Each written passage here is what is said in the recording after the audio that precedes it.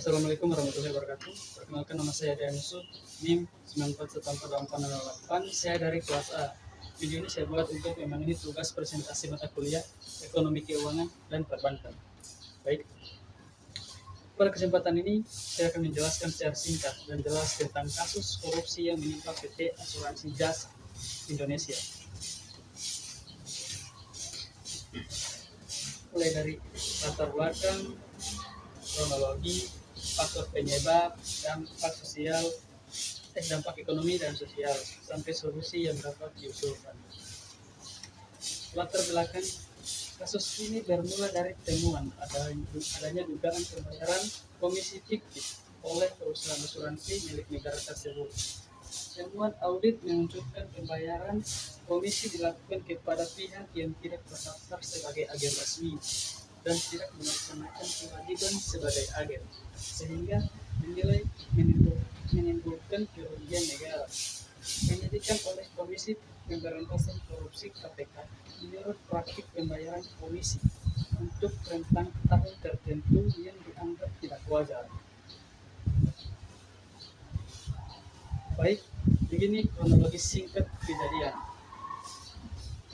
Audit dan temuan awal mengindikasikan adanya pembayaran komisi kepada pihak yang tidak sah, termasuk kasus komisi agen dan komisi asuransi perkapalan. KPK memulai penyidikan dan menetapkan beberapa pihak sebagai tersangka, termasuk pejabat internal perusahaan dan pihak eksternal yang diduga menerima komisi tersebut. Kasus ini diduga melibatkan pembayaran komisi fiktif untuk periode tertentu sehingga mengakibatkan kerugian negara puluhan miliar rupiah. Proses hukum berlanjut ke tahap penahanan dan persidangan di Pengadilan Tindak Pidana Korupsi. Rincian kasus dan angka terkait tercantum pada laporan yang saya gunakan sebagai sumber. Faktor penyebab. Dari analisis dokumen, beberapa faktor penyebab utama adalah lemahnya pengendalian internal dan verifikasi saat proses pemberian komisi, sehingga pihak yang tidak berhak tetap menerima pembayaran tersebut.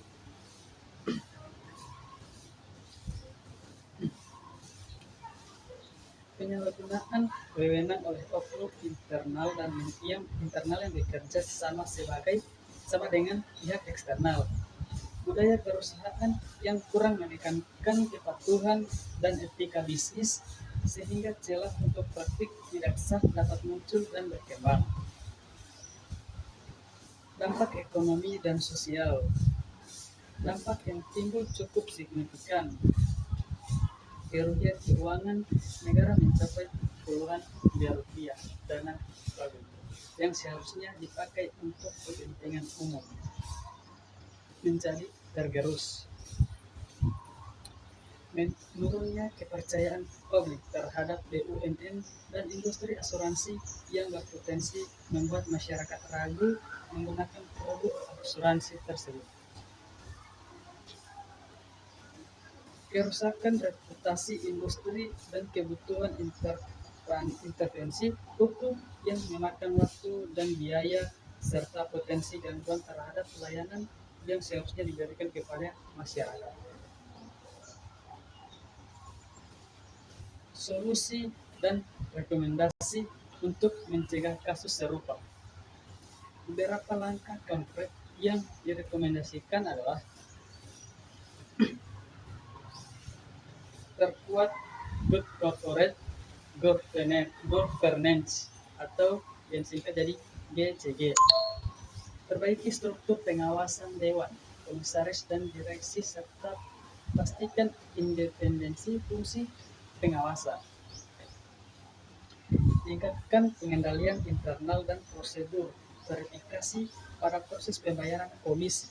Semua penerima komisi harus terbukti menjalankan tugasnya secara administratif dan operasional. audit internal berkala dan independen, serta tindak lanjuti temuan audit secara transparan. Aktifkan sistem whistleblowing yang efektif agar pegawai dan pihak eksternal dapat melaporkan indikasi kecurangan tanpa takut mendapat intimidasi.